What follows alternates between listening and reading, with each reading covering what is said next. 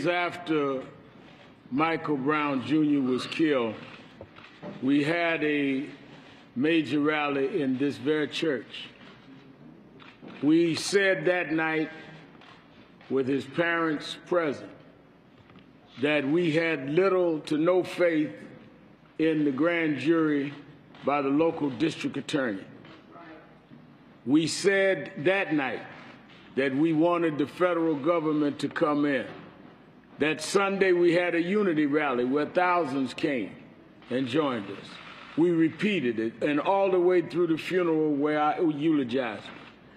Last night, the appearance by the district attorney made it clear to everyone why we had little faith in a state prosecution. I've been out involved in civil rights all my life. We have seen cases go ways that we felt were right and ways that we felt was wrong. I've never seen a prosecutor hold a press conference to discredit the victim. That's right. That's right. Yeah. That's right. Where he went out of his way to go point by point in discrediting Michael Brown Jr., who could not defend himself. How do you, in explaining why you are not indicting a man that killed, try and convict a young man for shoplifting that can't explain the tape, try to convict him for interfering in the police car when you don't hear his side of the story? Have you ever heard a prosecutor go in a press conference to explain to the press why the one that did the killing is not going to trial, but the victim is guilty of several things that no one has established?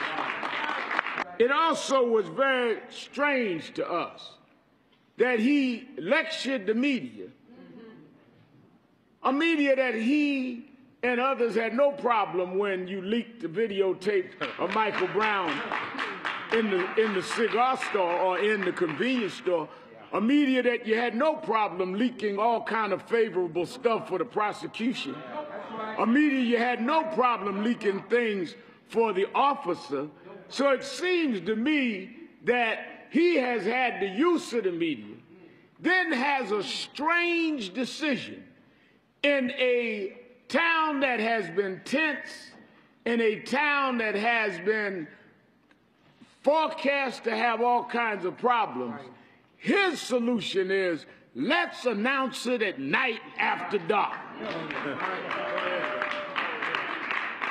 Let's make sure that all the kids are home, that all of the students are back for Thanksgiving break, and it's dark outside.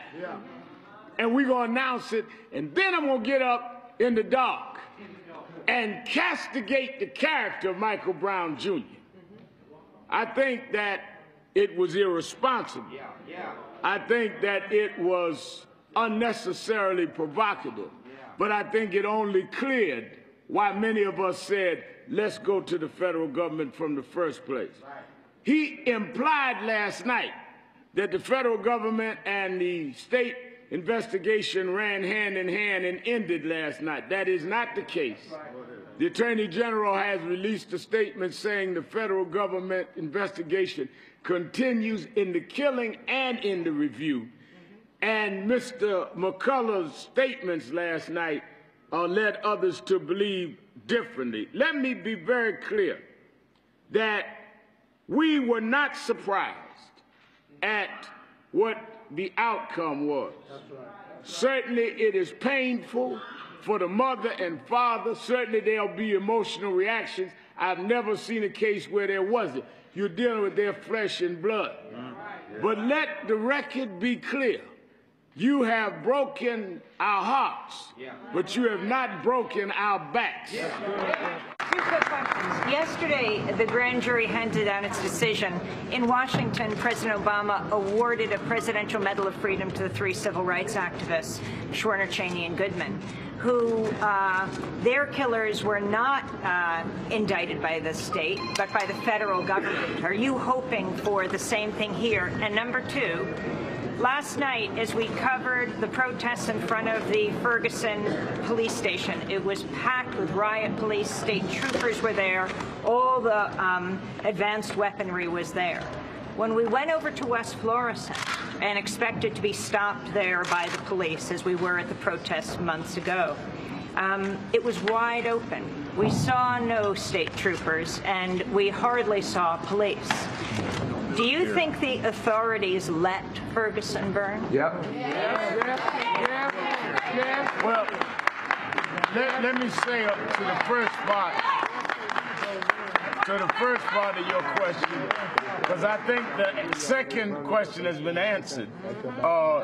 The first part of your question, it is, and you are probably more aware than most of the media, if not all that are here, it has been the legacy of his civil rights movement that you always had to go to the federal government and could not depend on states, whether it was Goodman, Cheney, or Swerner, whether it was Michael Brown Jr. So we are not in a strange place. We had hoped we'd be in a different place, but it's not strange. And I think that it is interesting that on the day that Goodman, Cheney, and Swerner were given the Medal of Freedom was the day that McCulloch decided in the dark hours to announce his state decision on the Michael Brown case. And 8 years ago today, Sean Bell was killed by police in New York. So all of these things come together. But I think the lawyers have stated the legal case. I say that many of us, for Mark Morial and Cornell Brooks and all of us, this is not our first rodeo, McCulloch. We will deal with this in the way civil rights leaders have.